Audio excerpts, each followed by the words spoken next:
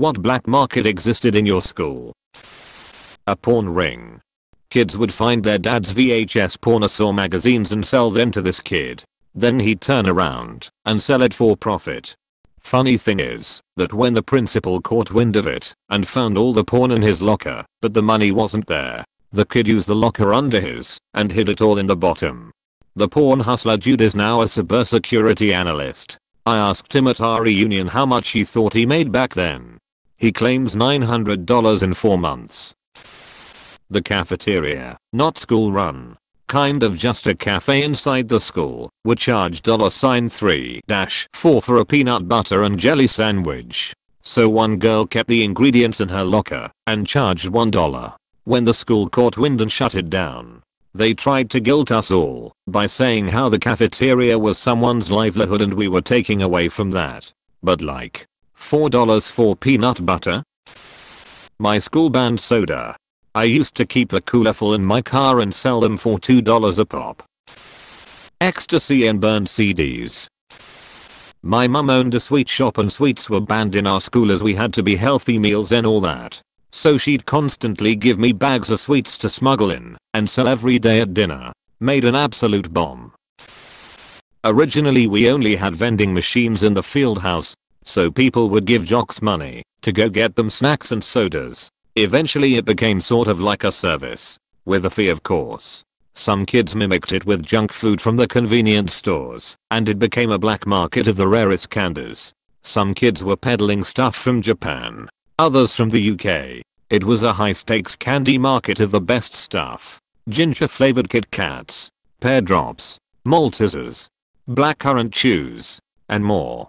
Eventually the faculty began to notice strange ongoings on and alerted the principal, which found the whole thing rather amusing.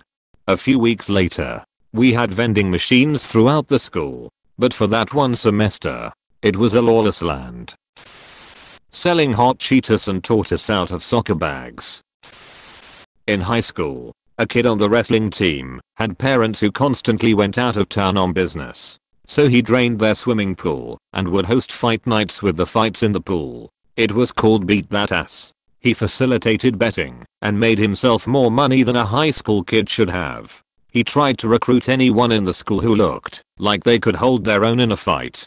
Eventually bands started playing at them and he started burning CDs of each event's music. They were printed and numbered, so each one looked like the Now That's What I Call Music CDs.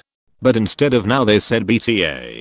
Source was in a band that was asked to play. We declined. Edit. He didn't empty and refill the pool for each event. He emptied it once and it stayed empty. But his parents wouldn't have noticed nor cared either way. Teachers punished us by making us write "I will refrain from extemporaneous vocalization during valuable pedagogical opportunities" 50 or 100 times as homework. So over the summer we would do up a few hundred sheets of that. And we could sell or use them as necessary. I used to sell bootleg movies in high school. Not the kind of bootleg where you take a video camera into a theater. But I knew someone who kept getting early versions of movies that I guess are sent to theaters. They had some message about it being for screening purposes only / internal use. I don't remember exactly. And giving them to me. I'd burn a bunch of copies and sell them to people for $5. They were high quality and still early in theaters. Used to do commissions in drawing naked people. PPP's positive participation points. These were little yellow tickets that teachers handed out to students who were participating positively. Every month there would be class-wide and school-wide draws for prizes. The more PPPs you had, the greater your chance of winning was. Didn't take long for kids to copy the template in Word and start selling stacks of PPPs. In my time, Pokemon cards. Now it's apparently drugs. Our high school had an internet filter. An enterprising friend of mine set up a free BSD server in his basement and put together some 256 MB flash drives with an executable version of Firefox. Could run directly from the flash drive without installs and a SSH client. You could plug it in, connect SSH, then use the server as a proxy for all the Firefox traffic and get around any website you wanted. Those flash drives were a hot commodity, let me tell you. You could set up in the library and just start casually browsing a banned website. And people would start coming up and asking how you could do it. I sold packs of batteries for when people's T-84/83s were inevitably dead on test day. In 8th grade, 2001, I got a Playboy from my older sister's BF. I cut out the nudes and sold them one at a time to the rest of the guys I knew. A $5 magazine turned into clothes on $50. I didn't get caught, but a few days later another kid tried the same thing with one he stole from his dad's stash. He was caught. School tells his dad. Dad is unusually pissed off about it. Turns out it's dad's favorite issue BC. It was signed E. Crawford in the centerfold. I sold porn mags I'd acquire after Japanese businessmen would leave them in their motel rooms.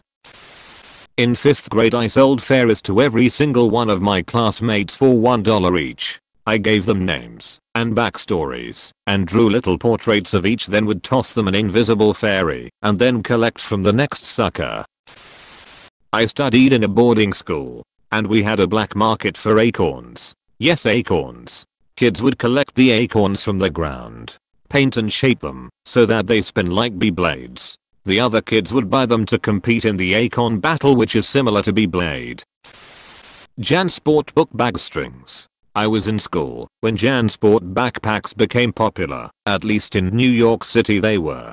And one of the things everyone loved were the strings on the zippers. It became a huge problem where students were stealing strings off of others and either hoarding them or selling them. The solution became using a lighter to partially melt your strings together so they couldn't be untied without breaking them. Leaving your book bag unattended anywhere was the equivalent of leaving your car parked in the wrong neighborhood in 70s/80s New York City. Used to sell pot inside dry erase markers. Color coded per price. And nearly undetectable. I discovered my friend, a girl, didn't have a penis. That was the most fucking mind-blowing thing ever. So I invite my male friends to see her. They were even more mind-blown than me. The next day they asked her to see the lack of penis again. But she refused because she wasn't friends with them. So they came to me and offered me some candy and bubble gum to ask her. Obviously I quickly turned this into a business opportunity. And by the end of the day I had more candy than I could carry in my rather large pockets. I don't think there was anybody in that kindergarten that day, boys, who didn't get to enjoy the view of a smooth vagina. I gave her a cut too for every client. The principles of fairness and integrity have always been a huge part of my upbringing. The next day parents were called. Little Pornosonic got yelled at a lot. By the principal of the kindergarten. By her parents. By his parents. Candy had been confiscated. Rights of small and medium entrepreneurs meant nothing in that particular institution. Bubble gum and chewing gum. It was in middle school. Huge supply for chewing gum. Down the road there was a little cafe that sold those 5 packs of gum for 10 cents. I walked in with a $5 bill and bought as many as I wanted. I sold each stick at 25 cents each and 50 cents for big red. I made a huge profit. People started getting jealous and I got into a few fights over the amount of gum I was selling. Finally, the school caught on and told the store not to sell gum to students anymore. And thus my days as a gum dealer ended. PlayStation 1 and 2, memory cards, stuck on a boss. Want the treasures without having to beat the game on ultra hard? There was a guy who in my grade who, for a fee, would play any game and get where you wanted to be, then give you a memory card to copy over the save file. Naturally you had to return the memory card to keep the ball rolling for everyone. Not really black market, but I hope that counts. When I was in middle school Beyblade was hyped. I was into it too and found out that there are way newer ones in Japan but not here. Looked further and found fakes that looked almost like the real ones but way cheaper. You know where this is getting. Bought some for me to create interest in them. Showed them the fake boxes all in Japanese so they thought it's real and bought a bunch of them. I made something between 400-500 euro in half a year. Iodized salt and simple black pepper in the lunchroom. I'm not kidding. This was around 2004, USA. Our cafeteria coordinator was trying to do everything healthy and by government rules. So no added salt. Bogus. But whatever. But she also took the pepper too. Kids in my school didn't really pack lunches, as most of us got reduced lunch. I was pissed, as they just boiled canned veggies and gave them to you in a bowl with the juice, and wasn't going to stand for it. I was also a huge asshole in high school, so I made a plan. I bought salt and pepper shakers and put them in a zippy bag to carry in my backpack. I broke them out at lunch every day and shared with about 70 kids. We made it through for about 3 months, and then they finally caught on who had them. I got silent lunch detention in a separate room for a week, and I made sure I put my salt and pepper out on my table every day.